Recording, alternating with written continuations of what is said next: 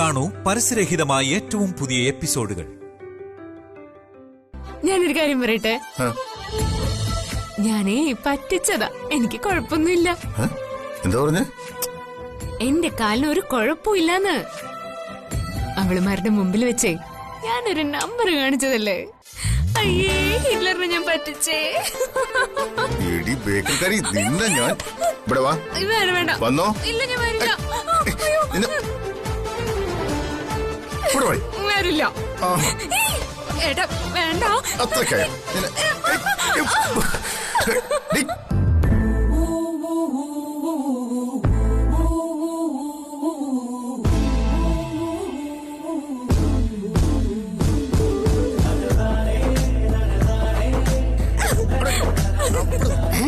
വേണ്ട, വീഴും.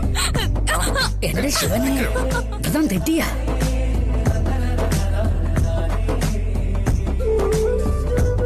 നാം എന്തായി കാണുന്ന?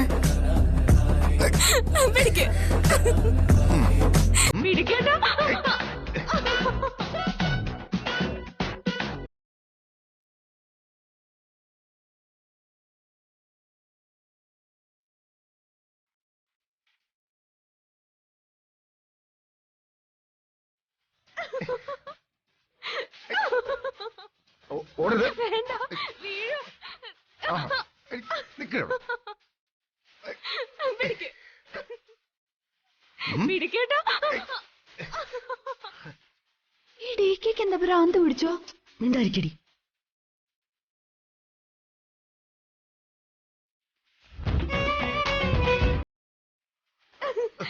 അയ്യോ, നിർത്തിക്ക. അയ്യോ, ഇത് അമരാവതിയാണോ അതോ പ്രേമത്തിന്റെ പൂങ്കാവനോ?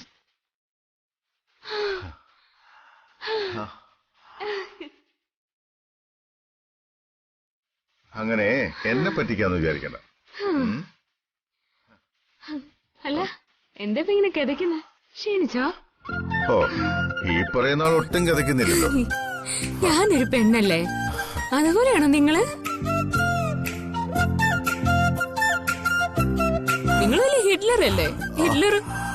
നിങ്ങൾ ഇങ്ങനെ കിതയ്ക്കാൻ പാടുണ്ടോ ഹിറ്റ്ലറെ?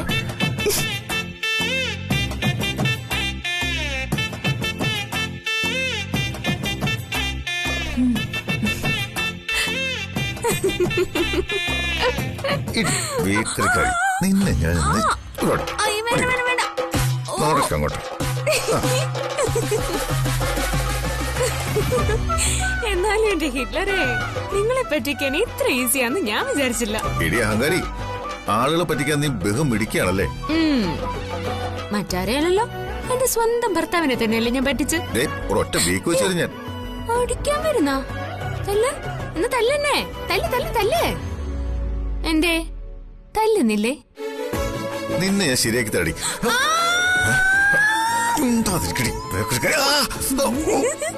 നിന്നെ ഞാൻ ശരിയാക്കി തരടി. അയ്യോ,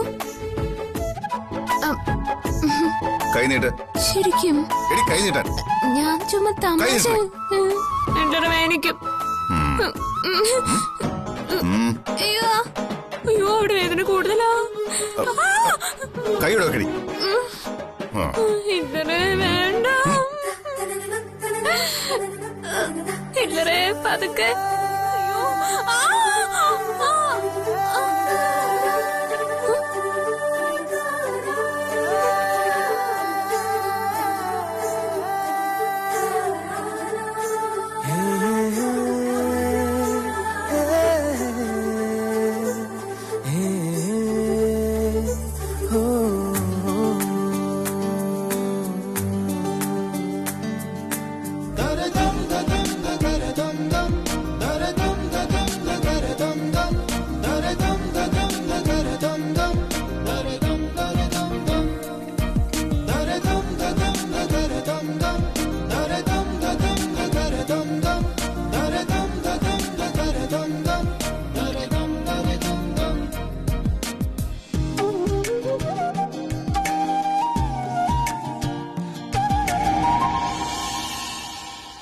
ഗോകുലേട്ടാ, അതെന്താ പറ്റാത്തെ?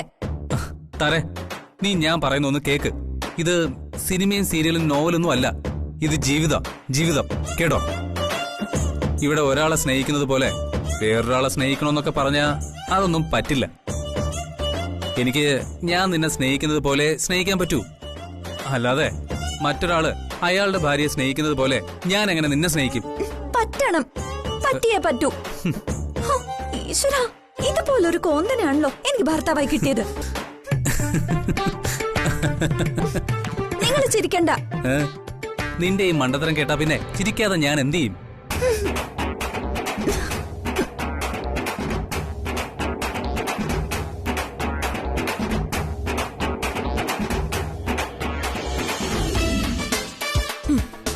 എന്ത് ചെയ്താലും വേണ്ടില്ല, മറ്റുള്ളവരുടെ മുമ്പില് എനിക്ക് എന്റെ അഭിമാനം നിലനിർത്തിയേ പറ്റൂ. ഈ വീട്ടിലെ മൂത്ത മരുമകള് യഥാർത്ഥത്തിൽ ഞാനാ. ഞാൻ വന്നതിന് ശേഷമാ ബാക്കി എല്ലാവരും വന്നത്. DK ഇപ്പൊ കാണിക്കുന്ന സ്നേഹവും പ്രകടനവും ഒക്കെ കഴിഞ്ഞ ഒരു കൊല്ലം എന്തേ കാണിച്ചില്ല? അതിന് കഴിഞ്ഞ ഒരു കൊല്ലം അവർ കല്യാണം കഴിച്ചെങ്കിലും ഒരുമിച്ച് ജീവിച്ചില്ലല്ലോ. അവർ തമ്മിൽ സ്നേഹത്തിലായിരുന്നില്ലല്ലോ. ആണല്ലോ, അത് കറക്റ്റ് ആണല്ലോ. ഇപ്പൊ അവര് സ്നേഹിച്ചു തുടങ്ങി, ഇഷ്ടം പോലെ സ്നേഹിക്കുന്നു. അവരുടെ സ്നേഹത്തിന് ഒരു മറയുമില്ല. ശ്രീയേട്ടനും അങ്ങനെ തന്നെ എന്നെ സ്നേഹിക്കണം. എന്റെ ദൈവമേ, എന്തൊരു കുരിശായത്!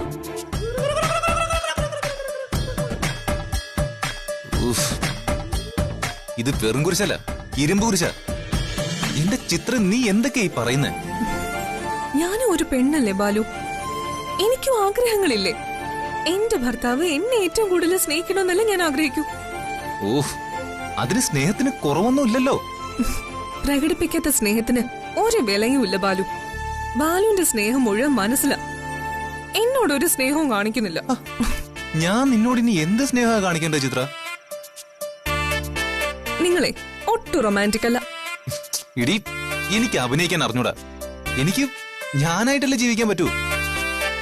ഞാൻ എന്റെ ഭാര്യയെ സ്നേഹിക്കുന്നതിന് എനിക്ക് എന്റേതായ രീതികളുണ്ട്. എന്റെ മനസ്സിലുള്ളത് പോലെയല്ലേ എനിക്ക് എന്റെ ഭാര്യയെ സ്നേഹിക്കാൻ പറ്റൂ. ഞാൻ നിന്നെ സ്നേഹിക്കുന്നുണ്ട് ചിത്ര, ഒരുപാട് സ്നേഹിക്കുന്നുണ്ട്. പക്ഷെ ഞാനത് അറിയുന്നില്ലല്ലോ. അത് എന്റെ തെറ്റല്ല ചിത്ര. തെറ്റിക്കും, എല്ലാം ഞാൻ തെറ്റിക്കും. എന്റെ ആഗ്രഹത്തിനനുസരിച്ച് നിങ്ങൾക്ക് എന്നെ സ്നേഹിക്കാൻ കഴിഞ്ഞില്ലെങ്കിൽ ഞാൻ ഈ വീട്ടിലെ മുഴുവൻ കണക്ക് കൂട്ടെല്ലാം തെറ്റിക്കും. ദേ, എന്റെ സ്വഭാവം നിങ്ങൾക്ക് അറിഞ്ഞൂടാത്തോണ്ടാ. എന്റെ താരേ, നീ ഈ വീടൊരു യുദ്ധക്കളോ ആക്കല്ലേ. ആക്കും. വേണമെങ്കിൽ വാൾപ്പയറ്റും കളരിയും എല്ലാം നടത്തും, ചതി യുദ്ധവും നടത്തും. ഓർത്തോ, എന്നെ സ്നേഹിക്കാത്ത നിങ്ങളെ ഞാൻ ഈ വീടിന്റെ പുറത്തേക്ക് വിടില്ല. ഞാൻ പറയുന്നത് എന്താ ശ്രീയേട്ടന് മനസ്സിലാവാത്തത്? എനിക്കും മനസ്സിലാവുന്നുണ്ട് മായേ. ഇല്ല, ഒട്ടും മനസ്സിലാവുന്നില്ല. DK ജ്യോതിയോട് എങ്ങനെ പെരുമാറുന്നെന്ന് നിങ്ങളും കണ്ടല്ലേ. അതുപോലെ ശ്രീയേട്ടൻ എന്നെയും സ്നേഹിക്കണം.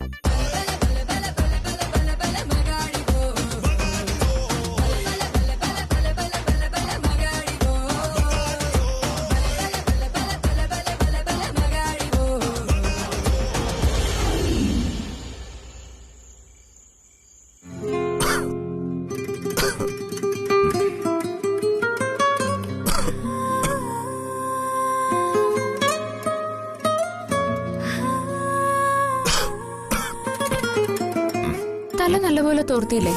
അതെങ്ങനെ ചുമക്കുന്നേ? അങ്ങോട്ടിരിക്ക, ഞാൻ തോർത്തി തരാം. വേണ്ട, ഞാൻ തോർത്തിക്കോളാം. പറയുന്ന അങ്ങോട്ട് കേട്ടാ മതി. തലയിൽ വെള്ളം നിന്നാലേ തലനീരിറങ്ങും.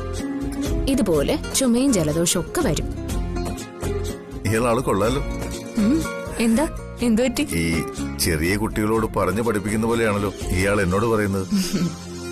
കൊള്ളാം, അതിപ്പോഴാ മനസ്സിലായേ. ഈ കൊമ്പ മീശയും പരിക്കൻ സ്വഭാവം ഒക്കെ ഉണ്ടെന്നേ ഉള്ളൂ.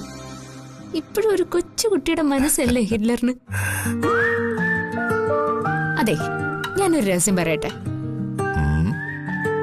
എന്ത് രഹസ്യം?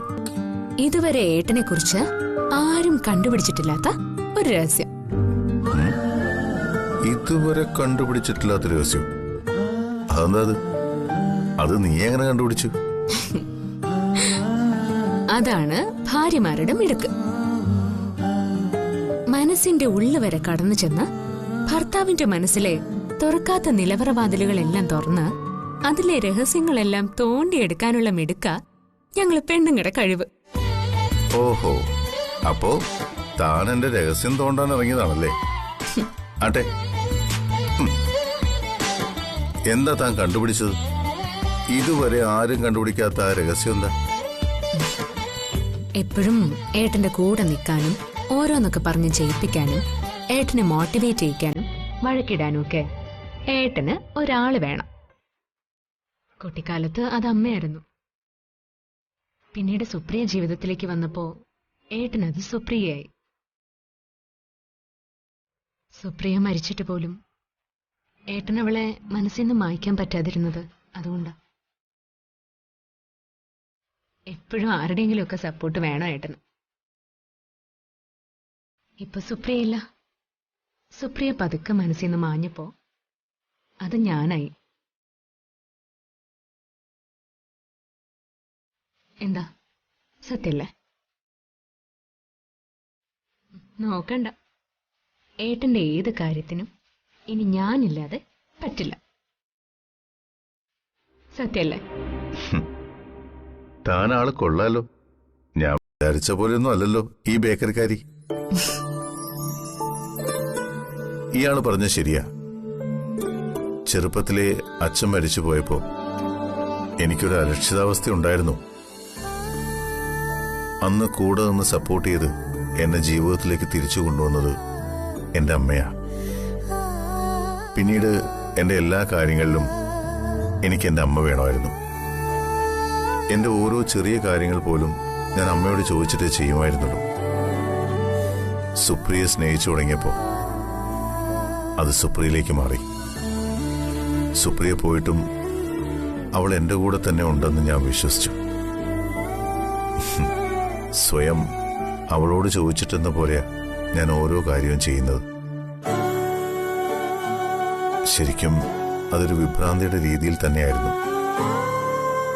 ഒറ്റ വാക്കിൽ പറഞ്ഞാൽ ചെറിയൊരു ഭ്രാന്ത്.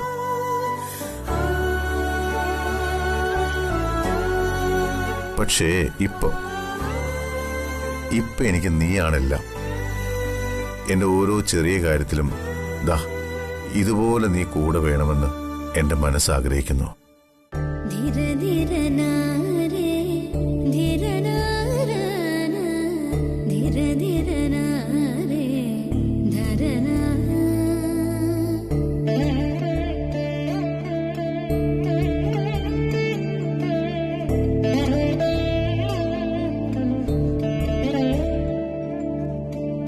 താൻ അടുത്തു വരുമ്പോ എനിക്ക് വല്ലാത്ത സന്തോഷവും ആത്മവിശ്വാസവും തോന്നുന്നത്. ജീവിതത്തിൽ ഇതുവരെ ഞാൻ അനുഭവിച്ച എല്ലാ സന്തോഷങ്ങൾക്കും മേലെയാ ഈ സന്തോഷം. ഏട്ടനത് എന്തുകൊണ്ടാന്നറിയോ? അറിയാം. അറിയാന്നോ? അതെങ്ങനെയാ? എന്റെ മനസ്സിലിരിക്കുന്ന കാര്യം ഏട്ടൻ എങ്ങനെ അറിയാം? എനിക്കറിയാം. എന്നാ പറ, അതെന്തുകൊണ്ടാ? പറയട്ടെ.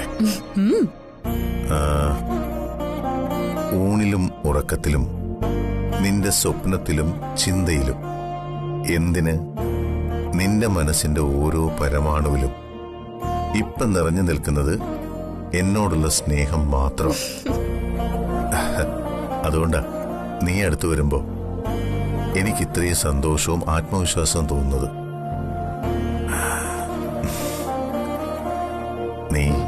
നീ എനിക്ക് വേണ്ടി മാത്രം ജനിച്ചവളാ.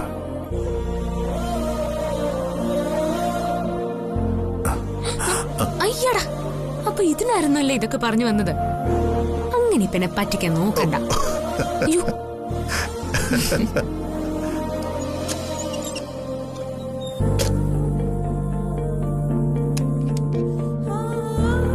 ഏട്ടാ, എന്നോട് കളിക്കുന്ന അതെ, കുളി കഴിഞ്ഞ് രാസ്നാദിപ്പൊടി തലയെ തേക്കണമെന്നാ പഴമക്കാര് പറയുന്നത്. ഇത് തേച്ചാ പിന്നെ ജലദോഷവും പനിയും ഒന്നും വരത്തില്ല. നീ കൂടെ ഉണ്ടെങ്കിൽ എനിക്കൊന്നും വരില്ല. ഒരിക്കലും.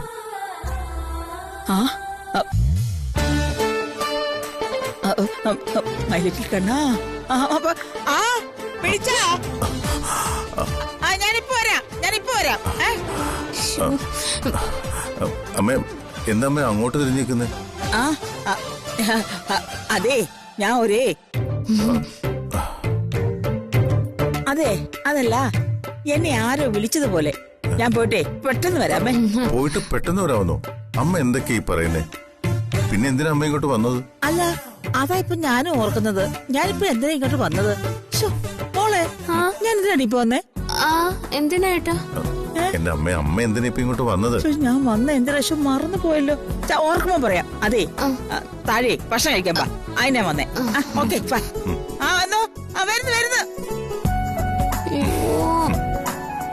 പാവം അമ്മ അറിയാതെ മുറി കയറി പോയതിന്റെ വെപ്രാളവാ. ഏട്ടാ ഞാനൊരു ഐഡിയ പറയട്ടെ. നമുക്ക് വാതിൽക്കൽ ഒരു കോളിംഗ് ബെൽ വെച്ചാലോ? ഇങ്ങനെയാണെങ്കിൽ വെക്കേണ്ടി വരും. അതെ ഞാനൊരു കാര്യം പറയട്ടെ. മതി കാര്യമൊക്കെ പറഞ്ഞത് മതി. ഭക്ഷണം കഴിക്കാൻ വാ, ഇല്ലെങ്കിലേ അമ്മ എന്തെങ്കിലും ഒക്കെ പറയും. വാ ഏട്ടാ.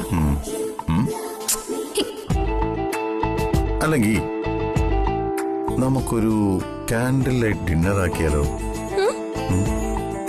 നീ പോയി ഒരു പ്ലേറ്റിൽ ഫുഡ് എടുത്തോണ്ട് വാ. അപ്പോഴേക്കും ഞാൻ ഇവിടെ എല്ലാം റെഡിയാക്കി വെക്കാം. ശരിക്കും ഇന്ന് നമ്മൾ രണ്ടുപേരും ഒരു പ്ലേറ്റിലാണ് ഭക്ഷണം കഴിക്കുന്നത്.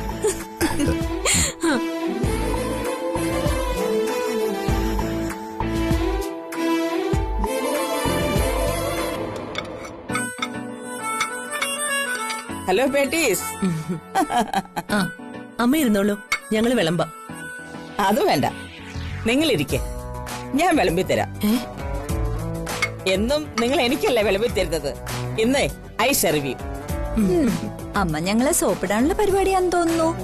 What soap? എന്ത് സോപ്പ്? എന്തിനാ ഞാൻ നിങ്ങളെ സോപ്പിടുന്നത്? അല്ല, അമ്മയ്ക്ക് ഈടായിട്ട് DKയോടും ജ്യോതിയോടും സ്നേഹം കൂടി പോകുന്നുണ്ടോന്ന് അമ്മയ്ക്ക് തന്നെ സംശയമുണ്ട്. അതില് ഞങ്ങള് പരാതി ഉണ്ടാക്കാതിരിക്കാനുള്ള പരിപാടിയല്ലേ? ഞങ്ങൾക്ക് പരാതിയുണ്ട്. ഇവർക്ക് ആർക്ക് പരാതിയില്ലെങ്കിലും എനിക്ക് പരാതിയുണ്ട്. അമ്മയ്ക്ക് അവളോട് തന്നെയാ സ്നേഹം കൂടുതൽ.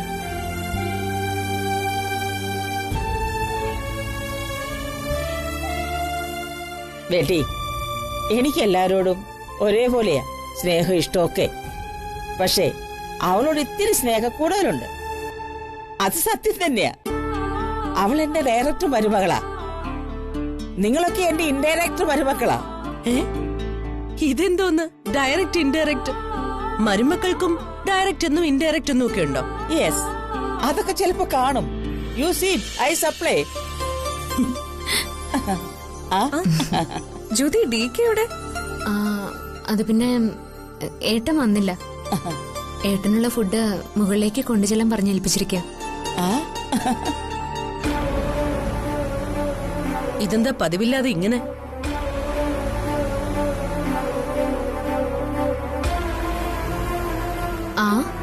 എനിക്കെങ്ങനെ അറിയാം? ഏട്ടനല്ലേ പറഞ്ഞത്. ഞാനത് അനുസരിക്കുന്നേ ഉള്ളൂ.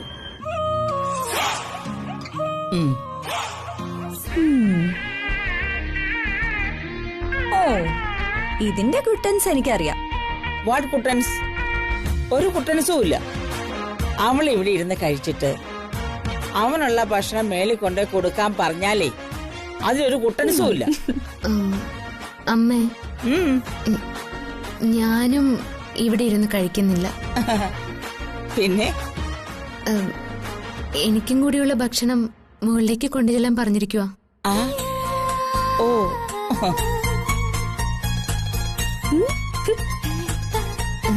ഞാനും മുകളിൽ ചെന്നിരുന്ന് കഴിച്ചോളാം.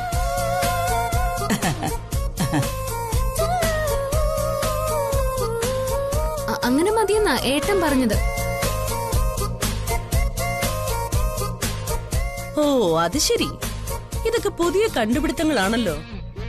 ആ ശരി ശരി. മായേ, 2 പ്ലേറ്റിലേ ഇവർക്കുള്ളത് വിളമ്പി കൊടുക്ക്. അല്ല, 2 പ്ലേറ്റ് വേണ്ട, 1 പ്ലേറ്റ് മതി. അയ്യപ്പ മോക്ക് വേണ്ടേ? അല്ല, ഞങ്ങള് ഒരു പ്ലേറ്റ് കഴിച്ചോളായിരുന്നു. ഓ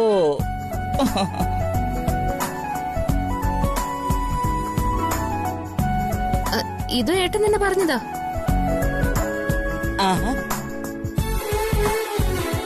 ഒരു പാത്രത്തിലോ? DKയോ? ദൈവമേ, ഞാൻ എന്തൊക്കെയായി കേക്കുന്നേ? ഇത് DK തന്നെ അല്ലേ?